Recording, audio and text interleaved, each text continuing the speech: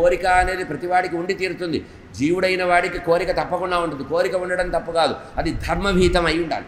ధర్మంతో కూడిన కోరిక ఏదైతే ఉంటుందో అది మనిషిని రక్షిస్తుంది. కనుక దేనికైనా కూడా చతుర్విధ ఫల పురుషార్థాల్లో కూడా ధర్మమే మూలము. మూలాన్ని ఆశ్రయించి ఉండాలి.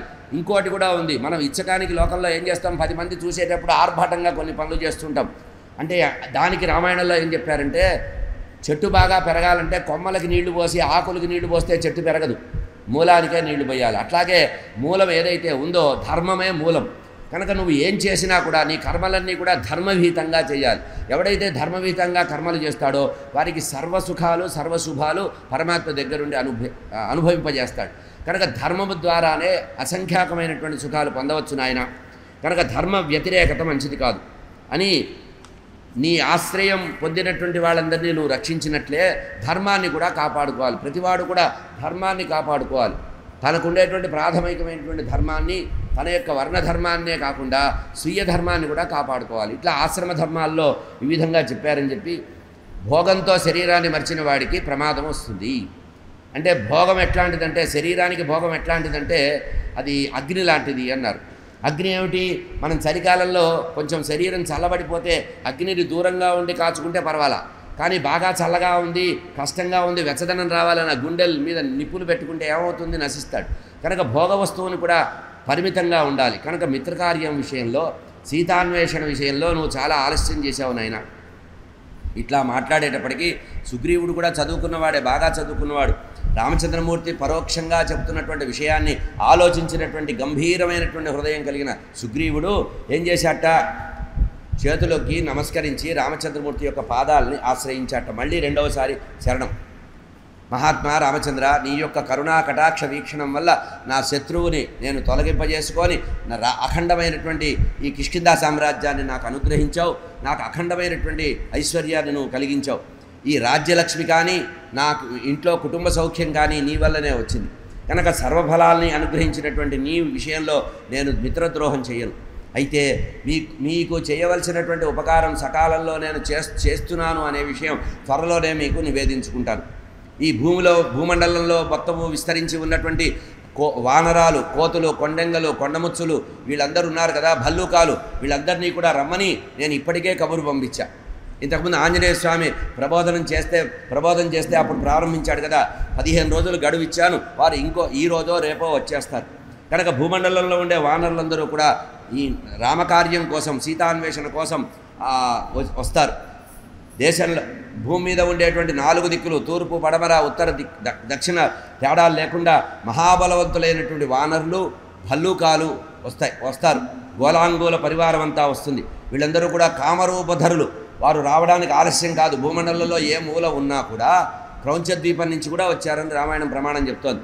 కనుక అనేక అర్బుదాలు, కోటాను కోట్ల వానరులు భూమండలంలో ఉండేవాళ్ళు వస్తారు. ఏకంచ దశ శతంచ సహస్రంచ ప్రయుతంచ, ఇక్కడ లెక్క చెప్తున్నారండి. అసలు ఎంతమంది వచ్చారంటే లెక్క చెప్పడం అంటే ఎన్ని సున్నాలు పెట్టాలో, ఎన్ని అంకెలు రాయాలో తెలియదుట. అంత కోటాను కోట్ల వానరులు వచ్చేసారట. అట్లా శతై శతసహస్రైశ్చ వర్తంతే కోటిభిస్తదా అయుతైశ్చ ఆవృతై వీర శంఖుభిశ్చ పరంతప. సాధారణంగా భారతీయమైనటువంటి వేద గణితం ఉంది. మనకి మామూలుగా పనికిరాని ఆల్జిబ్రా, గుండెగాబురా అంటుంటారు, పనికిరాని సబ్జెక్టులు ఇవన్నీ లెక్కలు. కానీ వేద గణితం ఉంది. ఆ వేద గణితంలో ఉండే గొప్పతనం ఏంటంటే, వేద గణితంలో వానరుల యొక్క సంఖ్య చెప్పారు. ఎంతమంది ఉన్నారంటే, మామూలుగా మనం ఏం చేస్తాం, 1, 10, 100, 1000, లక్షలు, 10 లక్షలు, కోటి అంటాం. ఆ తర్వాత 10 కోట్లు అంటాం, 100 కోట్లు అంటాం, 1000 కోట్లు అంటాం. ఆ కోటితో మన బతుకు అయిపోతుంది, మనకి ఇంకా పైన లేవు. కానీ సంస్కృత భాషలో వేదవాంగ్మయంలో అర్బుదములు అని వరుసగా చెప్పారు. ఇక్కడ చెప్తున్నారు, ఈ సంఖ్యాబలం ఎటువంటిదంటే ఆ సంఖ్యని ఎవరూ తూచడానికి లేదుట. అంటే ఎన్ని అంకెలు వేసుకుంటూ పోయినా పేజీ అయిపోతుంది కానీ అంకె అయిపోదు, అంత గొప్పది ఆ సంఖ్య. వేదంలో ఉండేటువంటి సంఖ్యాశాస్త్రం అటువంటిది. ఇటువంటిది భూమండలం మొత్తం కూడా విస్తరించి ఉన్నటువంటి వానరులందరూ కూడా వస్తున్నారు. వీళ్ళంతా ఎవరుట రామాయణంలో స్పష్టంగా చెప్పారు. ఇప్పుడు మనం రామాయణంలో చదువుకునే వానరులు కానీ, కొండెంగలు కానీ, ఏదో ఎలుకబంట్లు కానీ వీళ్ళు ఎవరట, దేవ దానవ యక్ష కిన్నర పతక పన్నగ సిద్ధ సాధ్య గణాలట. వారే మనం ఎప్పుడు పుత్రకామేష్టి చేసే సమయంలో బాలకాండలో విన్నాం. పుత్రకామేష్టి సందర్భంలో దేవతలకి రామచంద్ర నారాయణమూర్తి వైకుంఠం నుంచి వచ్చి ఆ యాగశాల దగ్గరకు వచ్చారు. పుత్రకామేష్టి జరిగే చోటకి మీరందరూ కూడా నేను భూమి మీద ధర్మ సంస్థాపన చేసే సమయంలో, దుష్టరాక్షస సంహారం చేసే సమయంలో నాకు సహకారంగా మీరు రాండి, నేను మానవ అవతారంలో భూమి మీదకి వస్తాను, నాకు మీరు అంటే అప్పుడు అందరూ పుట్టారట. ఈ పుట్టిన వాళ్ళలో దేవతలు, యక్షులు, గంధర్వులు, కిన్నరులు, పతగులు, కింపురుషులు కూడా ఉన్నారట. ఇట్లా అనేక గణాలు కోటాను కోట్ల వానర రూపంలో ఉన్నారట. వీళ్ళు 3 రకాలుగా ఉంటారని చెప్తోంది రామాయణం ప్రమాణం. ఏమిటిది? వానరాలు అంటే కోతల సమూహం, ఆ తర్వాత కొండముచ్చులు అంటే వానరుల కంటే కొంచెం బలంగా ఉంటాయి కొండముచ్చులు, ఆ తర్వాత ఎలుకబంట్లు. ఇట్లా త్రివిధ దళాలు మనకు కూడా ఉంది కదా, మన మిలిటరీలో కూడా మనం 3 రకాల దళాలు అంటామే. ఇవన్నీ ఇప్పుడు వచ్చినవి కావు, రామాయణం భారతం మొదలైనటువంటి గ్రంథాల నుంచి తీసుకున్నవే. ఇట్లా త్రివిధ దళాలు కూడా బయలుదేరి వచ్చారు. అయితే ఇట్లా ఎప్పుడైతే స్వామితో మాట్లాడుతున్నారో వెంటనే వాళ్ళందరూ రావడం మొదలుపెట్టారట. ఎట్లా ఉందిట? సముద్రం పొంగి మళ్ళీ ఆ దండకారణ కిష్కింధ ప్రాంతంలో మొత్తం విస్తరించినట్టుగా ఉందిట. ముందు నాయకుడున్నాడు, తర్వాత కోట్ల కొద్ది సైన్యం ఉన్నారు. అట్లా భూమండలంలో తూర్పు పడమర ఉత్తరం దక్షిణంలో దేశం 4 చెరగల నుంచి భూమండలం నుంచి వచ్చిన వాళ్ళు ఉన్నారట.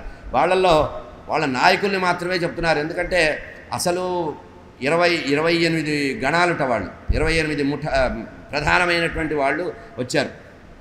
ప్రతి వారి వెంట కూడా లక్షలు కోట్ల సంఖ్యగా ఉన్నారట. శతబలి కొన్ని కోట్ల మహావీరులను తీసుకొని వచ్చాట. సుషేనుడు అట్లాగే కొన్ని కోట్ల జనాన్ని తెచ్చాట. ఈ సుషేనుడు ఎవరంటే తారాదేవి యొక్క తండ్రి సుషేనుడు. ఆ తర్వాత రుమ తండ్రి వచ్చాట. రుమ అంటే సుగ్రీవుడి యొక్క భార్య రుమాదేవి. ఆ తర్వాత కేసరి అంటే ఆంజనేయ స్వామి యొక్క తండ్రి. ఆ కేసరి కూడా కొన్ని కోట్ల మహావీరులైనటువంటి వానరులందరినీ కూడా వెంట తీసుకొని వచ్చాట. ఆ తర్వాత గవాక్షుడు వచ్చాట. వీళ్ళందరూ కూడా ముఖ్యమైనటువంటి సేనా నాయకులు. అంటే రామరావణ సంగ్రామంలో రామచంద్రమూర్తికి సహాయంగా వచ్చినటువంటి ఆ సేనా నాయకులు. వీళ్ళు నాయకులు మాత్రమే చెప్పారు. వాడి వెంట లక్షలు కోట్ల సంఖ్య సైన్యం ఉందట. ధూమ్రుడు, పవనసుడు, నీలుడు, గవయుడు, దరీముఖుడు, మైందుడు, ద్వియుధుడు, గజుడు, జాంబవంతుల వారు, మరుణ్వంతుడు, గంధమాదరుడు, అంగదుడు, తారుడు, ఇంద్రజానుడు, రంభుడు, దుర్ముఖుడు. అయితే మీకు సందేహం రావచ్చు, అదేమిటంటే అంగదుడు ఇక్కడే ఉన్నాడు కదా, ఆంజనేయ స్వామి ఇక్కడే ఉన్నాడు కదా అంటే, వీరు ఇక్కడ ఉన్నా కూడా అంటే సుగ్రీవుణ్ణి రక్షించడానికి అప్పుడు ఋషముఖ పర్వతం మీద ఉన్నారు. కానీ వీరికి యథార్థంగా వాళ్ళ సైన్యం వాళ్ళకుంది. వీళ్ళందరూ కూడా ఇండివిజువల్ కెపాసిటీ గలవాళ్ళు, ఎవరికి వాళ్ళ ఇండివిజువల్గా వ్యక్తిగత హోదాలు ఉన్నవాళ్ళు కనుక అంగదుడికి కూడా చాలా సైన్యం ఉందట. అయితే అంతా వచ్చి కూర్చొని ఇక్కడే ఉంటే ఈ కిష్కింధలో తిండి పెట్టడమే కష్టం కదా. మనం కూడా గమనించండి, భారతదేశం మొత్తంలో మన సైన్య స్థావరాలు ఒక్కొక్క చోట ఉంటాయి. బెటాలియన్లు, 3వ బెటాలియన్, 4వ బెటాలియన్, అంటే అవసరం వస్తే దేశం 4 మూలల నుంచి రావడానికి ఈ అన్న వస్త్రాలు వాళ్ళకి సమర్పించాలంటే ఆయా ప్రాంతాల్లో ఉండాలి కనుక ఈ నిజంగా వీళ్ళందరినీ తెచ్చి తెస్తే దండకారణ్యం కాదు, ఇట్లాంటి అరణ్యాలు 4 నిండిపోతాయి కనుక హిమాలయ పర్వతాల నుంచి అఖండ భారతదేశం మొత్తం కూడా ఈ సైన్యం ఉందట. వీళ్ళు కబురు చేస్తే వాళ్ళు వచ్చారు. అంతకుముందు వేరే